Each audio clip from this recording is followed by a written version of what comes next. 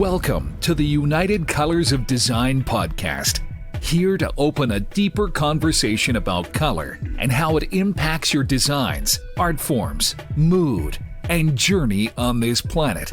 And now, here is your host, Amy Barroso.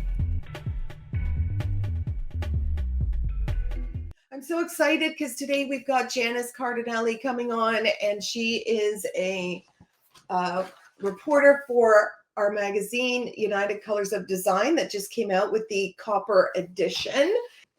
Janice is our out and about correspondent. This month she was talking about out and about in Toronto, Canada. Janice Cardinale is a heart-centric entrepreneur, visionary leader, mentor, and change maker at Cardinale Creative. Janice is driven by her passion for content, trends, and people-centric ideas. She is an awarded event professional and industry advocate, trailblazer, published writer, speaker, board chair at Seneca's Event Management and Design Program, co-chair for MPI's Meeting Professionals International, the co-chair of their advisory board for experiential marketers and designers, and a member of the MPI Toronto chapter. She is a wife, a mother, and a grandmother who gives with her heart.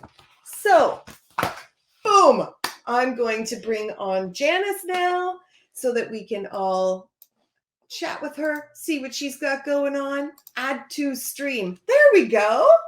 Hey, Janice. Hi, Amy. How you doing? I'm doing wonderful, and I want to thank you for having me today.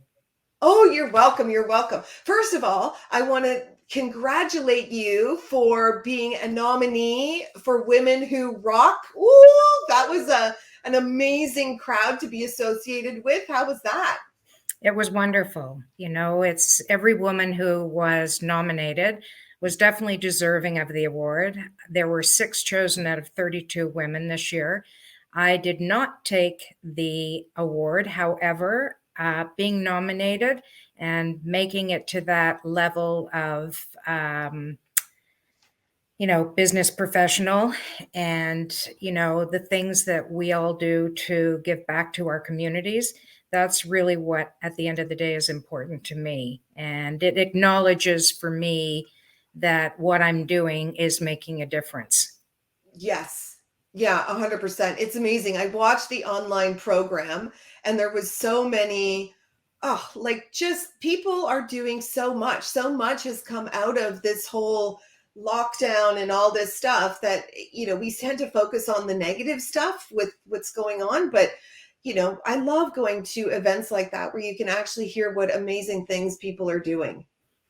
I do too. Yeah. We need more of that these days. Yeah, I believe that. So that's what we're going to talk about.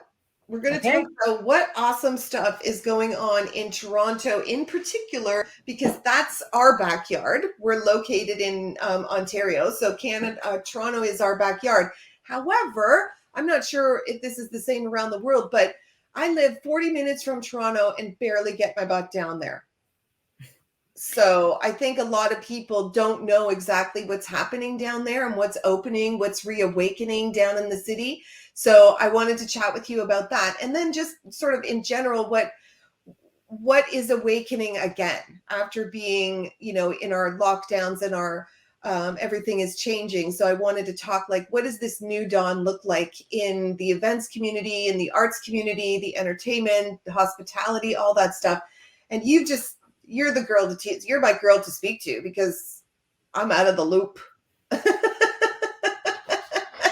That's okay, Amy. You're very much in the loop with all the writers and reporters you have. But, your questions are all great questions. And I can tell you one of the greatest things, and I think something that everybody should know, is that The Economist, which is a very highly read and respected magazine in the United States, did their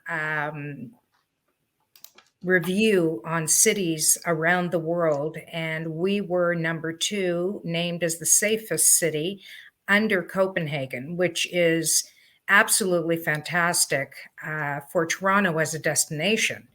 And I'm very proud, because we were not in that position in the past. So this is a very special Number two? opportunity. Number two. Yes. Wow. Yes. And being the safest city in comparison to, others, that's incredible.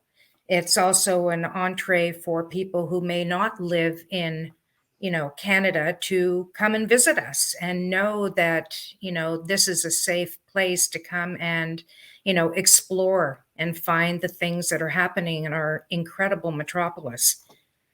Yeah, yeah, yeah, 100%. Because it's so dodgy now. Like you're not really sure when you book a flight what you're going to end up into. So it's nice to know that Toronto has made that list. That's amazing. Yeah, it Um, is. okay, so I was when I before I introduced you, I was talking about how you were reporting on what's going on in Toronto, and you did feature quite a few places in Toronto, like with the where to go, like hotels and restaurants and in the art scene. So I just wanted to talk about a couple of them because we don't want to give it all away. We do want people to be able to go and subscribe to the magazine and read the rest of your article. But you had an amazing experience at a certain hotel downtown. So I wanted to get you to talk about that one because I saw the photos. Oh my God, it's gorgeous.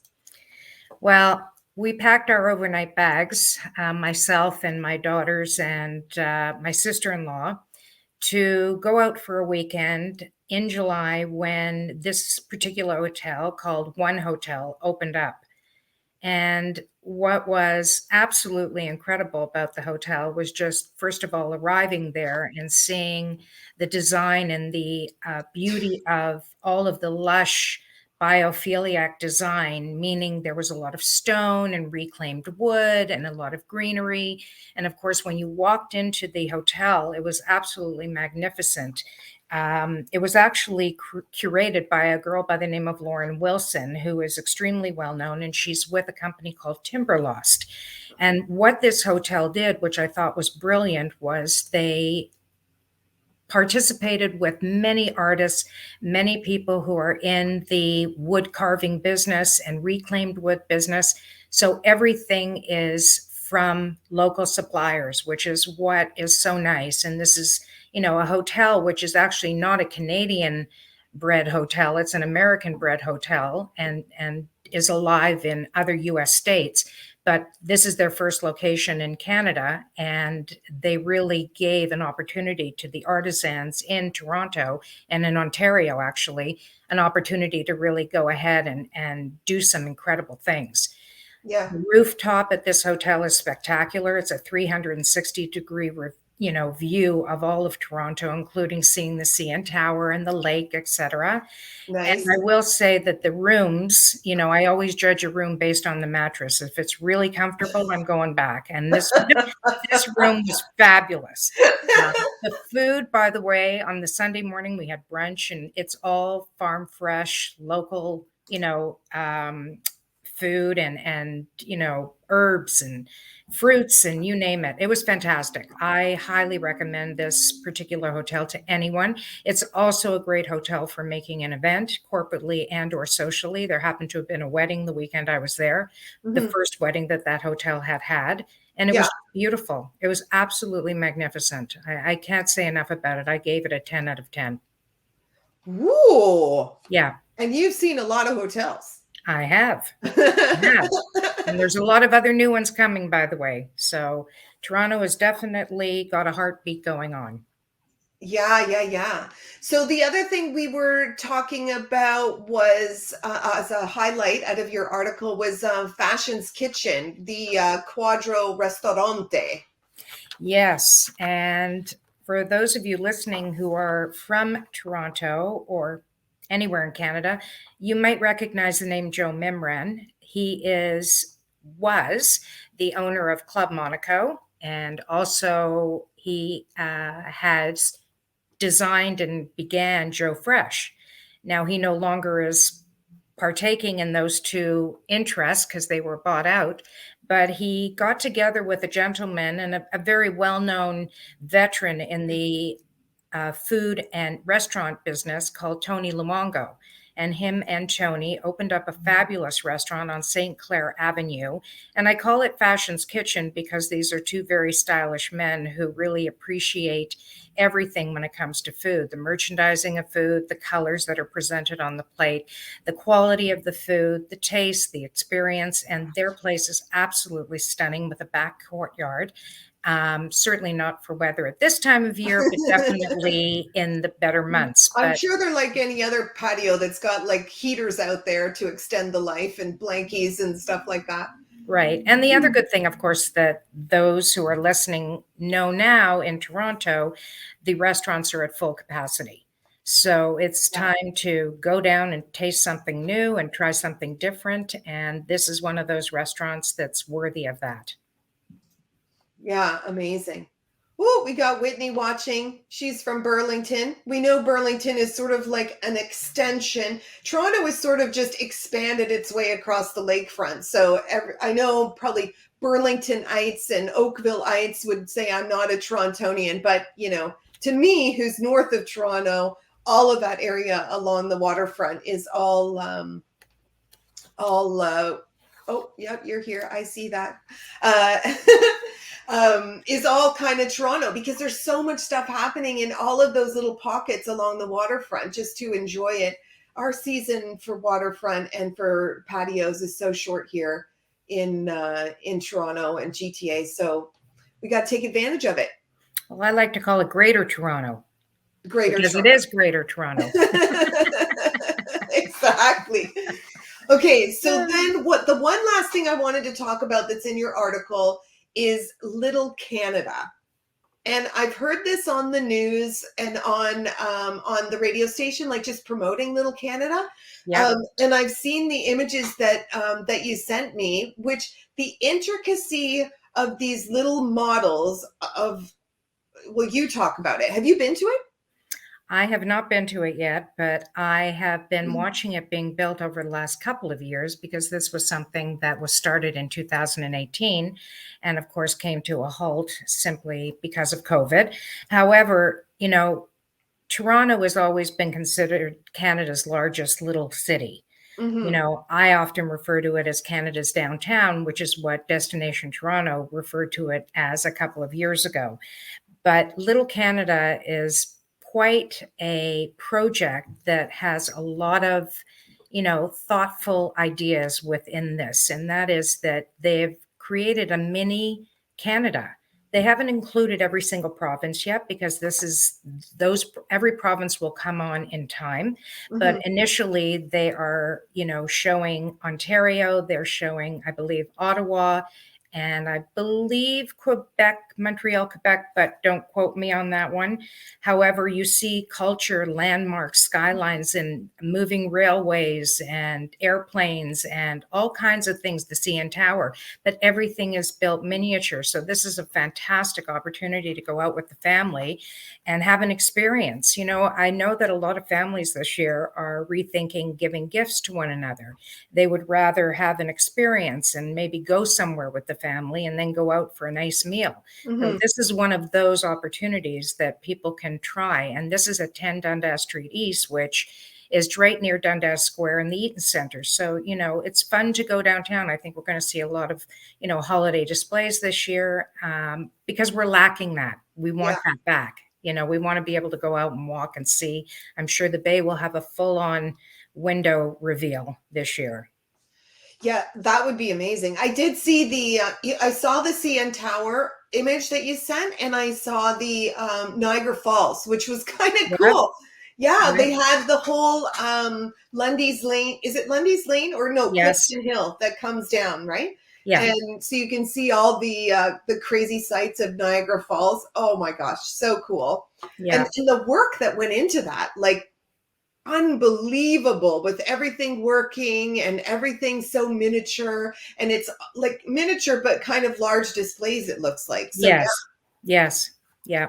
It's the brainchild of a gentleman whose name is Jean-Louis Bremen-Kemer, He is the founder and the president of this new exhibit, and he had a partner, and they had a tremendous amount of young artists and computer analysts, like computer geeks and sculpting model makers and all kinds of things came together to create this incredible experience. And I just love the fact that people are coming together to do something off an idea that was created out of a passion for small miniature railroads, which is where Jean-Louis began. He was always fascinated by railroads.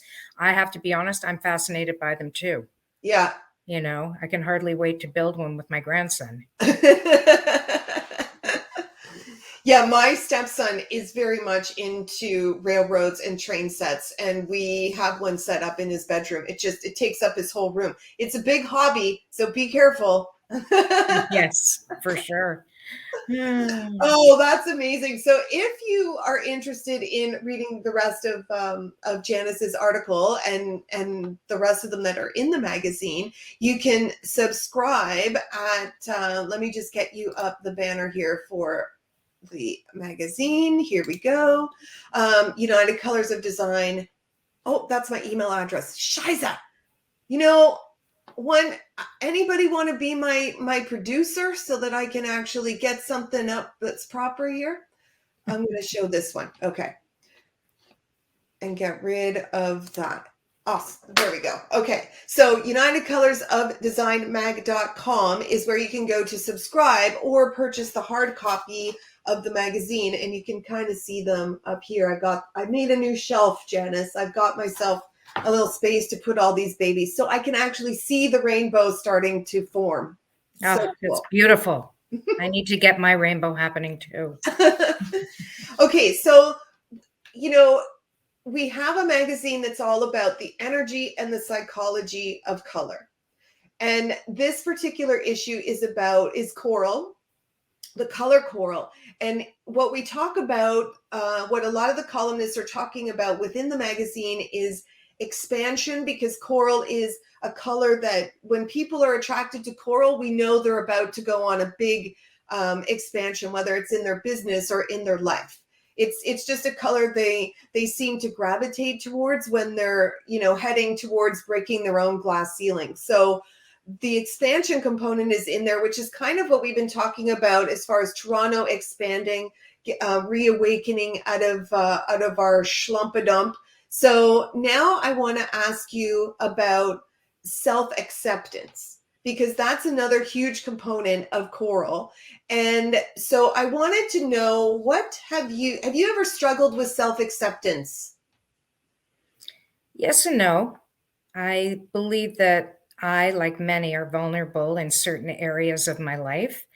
I believe that, it's taken a long time for me to be able to feel comfortable within my own skin in doing something like this today. Mm-hmm. But I've come to build my own confidence and then accept who I am for, the reasons of what I've done over the years in my business. The place that I find I'm in today is I've given up the day-to-day 9-to-5 work that I did for well over 30 years in the event and fashion industry. And I'm now creatively writing and contributing content, as well as I've created my own passion project called Giving Butterflies. And one of the things that really is important for me these days is to give back. And, I think that you get to a stage in life, if you've accepted the things around you as being, honest, trusting, respectful, and happiness and joy, being grateful, those are all parts and parcel of acceptance. And, I want to be able to give other people opportunities, and have spent the last couple of years also mentoring many of my colleagues who lost their jobs in the event and entertainment industry, and who today are all working. And I'm glad I had that opportunity to mentor them and give them, the tools maybe that they needed to encourage them and accept themselves, because many people felt that they had really lost everything, including their confidence, including the tools that they needed. They didn't have resumes. There was a lot of things that people just didn't have. And they also struggled with accepting where they were in their lives. Yeah. I've accepted where I'm at in my life, as I'm sure you have too, Amy. Mm-hmm.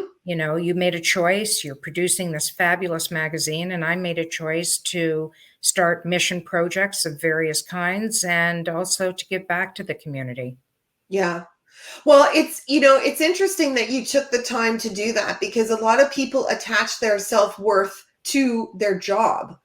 And we all had a great opportunity to see, who are you without your job? Because industries like the event industry that you were a part of, the fashion industry, the hair and makeup industry, anywhere where like alternative health people, like shut down, can't go to work, and sitting at home thinking, oh my God, what am I going to do? But the bigger question is, who am I without this job?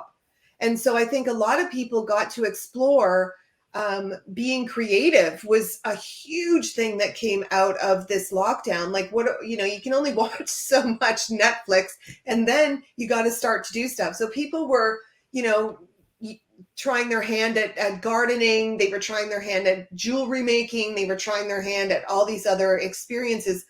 And then they had the realization, the people that I've spoken to anyway, had the realization that I don't necessarily want to commute and go back to work anymore. Like, I think I would like to sit in my cottage and make jewelry or soaps or crafts of some kind and sell them.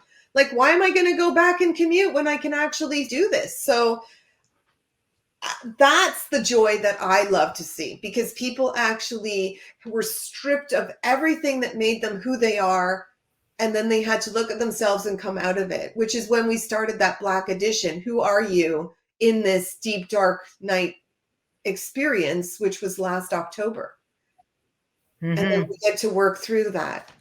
Yeah, I agree with you. I mean, it's an online world that we're living in, more so than ever before. And even with live experiences coming back, the online communities are never going away. Certainly not anytime soon. And I believe that people have connected with others that they may have never connected with, in a real life experience. Oh, yeah. And I think that there has been a tremendous amount of people who have educated themselves by taking master classes, by, getting certificates in various fields of interest. Oh, yeah. I personally took a virtual event meeting management course just because I wanted to understand the background of virtual events. Mm-hmm. So I found that very interesting and very stimulating and motivational. Mm-hmm. So, when I speak about different things, I think about all the experiences and the learnings that I've had over this last couple of years. And, it has played a great role in much of what I've written. And, the article that was just written was a way to drive people back to the city, because there still is, a certain amount of fear of coming back into downtown Toronto and exploring these different exhibits in and amongst other people. However, hopefully everyone will be able to get past that and start to enjoy life again, because I think we all deserve it. Yes, 100%. I do have I'm going to put this photo up here because I wanted you to talk about this. Add to the stream. There we go. Yes. Let's talk about these, because they are absolutely gorgeous. Like, there is a watercolor painting on every one of these. Yes, that's a wonderful story, actually. It began as an idea for my daughter's wedding, who she just got married on October 9th, Thanksgiving weekend, at Ravine Vineyard in Niagara-on-the-Lake. And I wanted to have a few of these for the Friday night rehearsal dinner. So what ensued not too long after this idea came about was speaking to an artist friend of mine who would typically help me do something like this, finding out that he no longer has any time to be an artist because, unfortunately, his wife was diagnosed with brain cancer and his son was diagnosed with leukemia not too long after. Oh. And my heart bled for him and his family. And I made a decision that we were going to sell these pumpkins for $100 a piece to raise money for meals and transportation for his family. And that's what I talk about when I mean giving back. It's that, you can have an idea where everybody benefits. And I was really thrilled to be able to get him, $2,200. And some others in my industry also sent gift cards of great value to him. And he was absolutely blown away and so grateful that people within our industry were thinking about him. And I'm proud of the pumpkins. I'd like to do it again next year. I think it's a wonderful vehicle to raise money. Yeah, they're beautiful. They're Thank really you. beautiful. Thank you very much. And there's so many stories. Like that one is absolutely crazy. Your wife and your son immediately, like heartbreaking. Oh my goodness. Yeah. And to be able to heal with, this joyful looking piece of art. I love connecting people like that. Like, why not use the talents of others to support other people, like just mixing them together and allowing that, that joy just to spread around. Yes. Yeah. The artists that I worked with are all very, very heartful and appreciative people. And we had given them a lot of business, some of these artists, over the years. And, they didn't charge a penny for this. They wanted to do it out of the goodness of their heart. And that's what I love about what's come out of COVID is we've developed so many amazing communities of people. And people want to do for others, unlike I've ever seen in my lifetime. Yeah, it's been just brilliant. COVID to me has been a time to meet new people, to experience new things, just different things that we wouldn't have done before. I don't think I wouldn't have met you, Janice, if it wasn't for all of this, or any of the writers, or maybe even have had this idea to begin with. So I think, there's small miracles that come out of everything. Yeah. Well, I would say we're living definitely in an experience economy that is very people-centric. And I think that, the one thing that I really enjoy is getting to know people like yourself, Amy, and other people, and, using some connections that I have to help people like yourself or direct you to something I know might be good for you, or a writer that I've met along the way. Like, these are all things that we all benefit from. Yeah. It's amazing. Amazing. Thank you so much, Janice. Oh my goodness. I could just talk to you like all the time. Offline, I could talk to you for hours. Yes. The same here. There's just so much to talk about. Oh my God. Janice, like I said, is one of our reporters, and we do have open categories for columnists to join as well. So I'm just going to play a little video at the end of this. So if you have any interest in doing that, you can email me and we can chat about becoming a columnist in the magazine. But for now, I think we've covered everything, huh? I think so. Yeah. So great chatting with you. And thank you everyone who's watching the live and who will be watching the replay. We just wanted to add another dimension to the magazine and let you get up close and personal with our columnists like Janice here. And, feel free to put any questions in the chat when you're watching this on the replay, and we'll be watching it so we can answer any questions you've got. Bye, Janice. Have a great day.